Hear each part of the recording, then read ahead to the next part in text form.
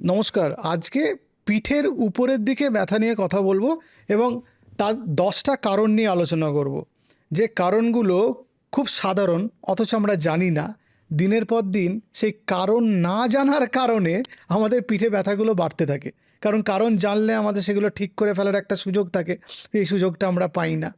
পিঠে ব্যথা হওয়ার প্রধান কারণ এবং প্রথম কারণ সেটা হচ্ছে পেশিতে টান বা মাসল স্ট্রেন। পেশি যেগুলো থাকে পিঠের পিছনের দিকে সেগুলোতে টান পড়া, অন্যভাবে বসা, ভারী জিনিস তোলা এবং যদি কোনো কারণে কোনো চোট বা আঘাত লাগে সে কারণেও হতে পারে। এবং খুব কমন এটা, যে আমরা এমনভাবে ঘুমিয়েছি যে ঠিক পশ্চারটা ঠিক ছিল না, যে একটু বেঁকে চুরে ঘুমিয়েছি, এবড়ে খেবড়েও সারফেসে ঘুমিয়ে পড়েছি, খুব টায়ার্ড আছি, কোনো একটা জায়গা প্লেন না সেখানে ঘুমিয়ে পড়েছি, সেক্ষেত্রেও আমাদের হতে পারে পিঠে ব্যথা। 2 নম্বর, আমাদের আর্গোনমিক পশ্চার বলা হয় এটাকে। আসলে এর বাংলা হচ্ছে যে বসার সময় ঠিক নিয়ম না জেনে বা না মেনে বসা। সেটা কীরকম হয় আমি আপনাকে বলে দিই। আমাদের সবসময় স্ট্রেটভাবে বসা উচিত। আমি যেরকমভাবে এখন বসে ভিডিও বানাচ্ছি সেটা কিন্তু বসার পশ্চার নয়। আমি এতক্ষণভাবে সোজাভাবেই বসেছিলাম।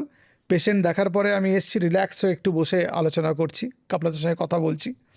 বসতে হয় সোজা পিঠ রেখে, পিঠের যাতে কোনো রকম চাপ না পড়ে, এবং এই সামনের দিকে ঝুঁকে বসা অথবা এঁকে বেঁকে চুরে বসা সেক্ষেত্রে কিন্তু আপনার পিঠে ব্যথার কারণ হতে পারে, এবং এটা আমাদের ঠিক করে ফেলতে হবে। আমরা যে চেয়ারগুলো সাধারণত ব্যবহার করি সেগুলোর পিঠ ঠিক থাকে না। আমাদের তো স্পাইনে একটা কার্ভেচার আছে, সেই কার্ভেচার অনুযায়ী আমাদের বসতে হয়। কিন্তু আমাদের সার্ভাইকাল স্পাইনটা কনভেক্সিটি ফরওয়ার্ড, আবার তারপর থোরাসিক স্পাইন, তারপর লাম্বার, তারপর স্যাক্রাল, এটা কোনো স্পাইনের কার্ভেচার থাকে।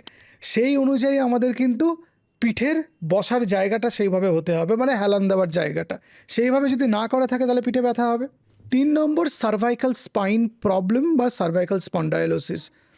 খুব কমন যে একটা সার্টেন এজ গ্রুপের পরে যখন আমাদের ক্ষয় হতে থাকে তখন সার্ভাইকাল স্পন্ডাইলোসিসের জন্য ব্যথা বাড়ে এবং সেই ব্যথাটা চলতে থাকে দীর্ঘদিন ধরে। অনেকে বলেন ডাক্তারবাবু আমার তো স্পন্ডাইলোসিস। আমি বললাম কী করে আপনি বুঝলেন? বললাম আমার মাথা ঘোরে। মাথা ঘোরাটা স্পন্ডাইলোসিসের কোনো লক্ষণ নয়। স্পন্ডাইলোসিসের লক্ষণ হচ্ছে স্টিফনেস অফ দ্য নেক। আমাদের ঘাড়ে শক্ত হয়ে থাকবে, ঘাড়ে ব্যথা হবে, মুভমেন্টে ব্যথা হবে, যন্ত্রণা হবে, পেন রেডিয়েট করতে পারে আপার আর্মে বোথ সাইডসে, সেটা হচ্ছে তার লক্ষণ হতে পারে। 4 নম্বর হচ্ছে মায়োফাসাল পেন সিনড্রোম। পিঠের কোনো একটা জায়গায় মাসল টেন্ডনের ইনফ্লামেশন বা চোট বা অন্য কোনো কারণে ব্যথা, এবং সেই জায়গায় টিপলে সেই ব্যথা বোঝা যায়, এবং এটা খুব কমন।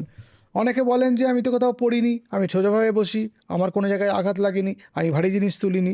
দেখা যায় তার মায়োফাসাল পেন সিনড্রোম হয়েছে, এবং এটাকে 4 নম্বরে আমি রেখেছি কারণ এতটাই এটা কমন। 5 নম্বর, ট্রমা বা ইনজুরি। পড়ে গেছে, লেগে গেছে, ধাক্কা মেরেছে, খাট থেকে নিচে পড়ে গেছে, মই বেয়ে উঠতে গেছে, নিচে পড়ে গেছে, ব্যথা হয়েছে, তার জন্য পিঠে ব্যথা হয়, আপার অ্যাবডোমিনাল পেন হয় এবং বহুদিন ধরে চলতে থাকে। কারণ এই যে মাসেলে ইনজুরি হয় বা পেশিতে টান হয়, সবসময় যে হাড়ে ব্যথার জন্য হচ্ছে তা নয়, কিন্তু অনেক সময় পেশি যে অংশটা হাড়ের সঙ্গে লেগে থাকে, যেটাকে টেন্ডন বলি, তার টান পড়েও সেটা হতে পারে। 6 নম্বর হচ্ছে অস্টিওপোরোসিস, হাড় ভঙ্গুর এবং দুর্বল হয়ে যাওয়া। খুব কমন পোস্ট মেনোপজাল মহিলাদের, এটা খুব কমন। বয়স্ক মানুষদের যাদের নিউট্রিশনের প্রবলেম আছে এটা খুব কমন। যারা দীর্ঘদিন ধরে গ্যাসের ওষুধ খাচ্ছেন তাদের ক্ষেত্রে এটা খুব কমন। ডায়াবেটিস বা ক্রনিক অসুখগুলোতে অস্টিওপোরোসিস খুব কমন। থাইরয়েড সমস্যায় অস্টিওপোরোসিস খুব কমন। যারা অনেক সময় ক্যালসিয়াম ডায়েটারি, যে ক্যালসিয়াম যে পরিমাণ খাওয়া দরকার এমন খাবার খাচ্ছেন সেই পরিমাণ ক্যালসিয়াম ঢুকছে না, সেই ক্ষেত্রে তার অস্টিওপোরোসিস হওয়া সম্ভব। জেনেটিক্যালি প্রিডিসপোজড, বংশগতিতে চলতে থাকে যে হাড়ে ক্যালসিয়াম কম, তাহলে অস্টিওপোরোসিস হতে পারে। এই অস্টিওপোরোসিসে পিঠে ব্যথা হয়, সেটা শরীরের বিভিন্ন জায়গায় ব্যথা হতে পারে। আপার ব্যাক পেন খুব কমন অস্টিওপোরোসিসে। 7 নম্বর হচ্ছে ফুসফুসজনিত রোগ, প্লুরিসি বা প্লুরাইটিস বা নিউমোনিয়া। এই সব কেসে দেখা যায় যে আপার ব্যাক পেন হচ্ছে। এই সব কেসে দেখা যায় যে আপার ব্যাক পেন হচ্ছে, মানে পিঠের উপরের দিকে ব্যথা হচ্ছে। এবং এরকম অনেক পেশেন্ট আমরা পাই যে সর্দি কাশি হয়েছে, কাশছেন অনেক দিন ধরে, তাতে পিঠে মাসলস স্প্যাজম হয়ে বা পেশিতে টান পড়ে ব্যথা হচ্ছে, এবং খুব কমনলি আমরা পাই। পরে দেখা যায় যে কাশি যখন কমে গেল ব্যথাটা অটোমেটিক্যালি চলে গেল। 8 নম্বর হচ্ছে হার্টের সমস্যা। অনেক সময় হার্টের সমস্যাতেও পিঠের উপর দিকে ব্যথা হতে পারে, সেটা ইসকেমিক হার্ট ডিজিজও হতে পারে বা খুব মারাত্মক অসুখ আছে ডিসেকশন অফ অ্যাওর্টা, সেক্ষেত্রেও ব্যথা হতে পারে। তবে এই ব্যথা হার্টের অসুখে খুব কম, মানে পিঠে ব্যথা হলেই যে হার্টের অসুখ হয়েছে ডক্টর মল্লিক বলে দিয়েছে হার্টের অসুখ, 8 নম্বরে ডক্টর মল্লিক বললেন, কিন্তু মানে এতটাই আনকমন, কিন্তু এটা একদম অস্বাভাবিক নয় যে হার্টের অসুখে ব্যথা হচ্ছে না। 9 নম্বর হচ্ছে স্ট্রেস বা অ্যাংজাইটি। দেখা যায় যাদের অ্যাংজাইটি বা স্ট্রেস আছে তাদের মাসেল টেনশন বাড়ে, তার জন্য ব্যথা বাড়ে।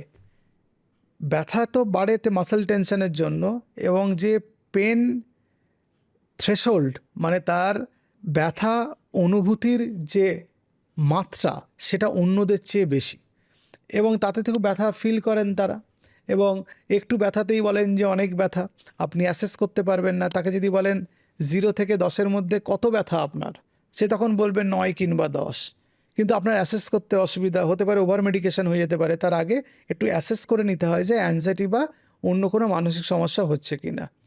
আর 10 নম্বরে কিছু সিরিয়াস আর রেয়ার ডিজিজ হতে পারে, যেমন টিউমার, যেমন টিউবারকুলোসিস, এইগুলোতে পিঠে ব্যথা হতে পারে এবং খুব কমন। তাহলে আমাদের কি করে বুঝবো কোনটা থেকে আমাদের পিঠে ব্যথা হচ্ছে? হিস্ট্রি, পড়ে যাওয়ার হিস্ট্রি আছে, বেঁকে চুরে পড়ার হিস্ট্রি আছে, হাড়ে ক্যালসিয়াম থাকার হিস্ট্রি আছে কি না, সূর্যের আলোকে যায় কি না, মানে ভিটামিন ডি ডেফিসিয়েন্সি আছে কি না, সেখান থেকে অস্টিওপোরোসিস হয়েছে কি না, আবার রিসেন্টলি সর্দি কাশি হয়েছে কি না, লাংসে কোনো ইনফেকশন হয়েছে কি না, কাশতে গিয়ে কফ বেরোচ্ছে কি না, জ্বর থাকছে কি না, ওজন কমছে কি না।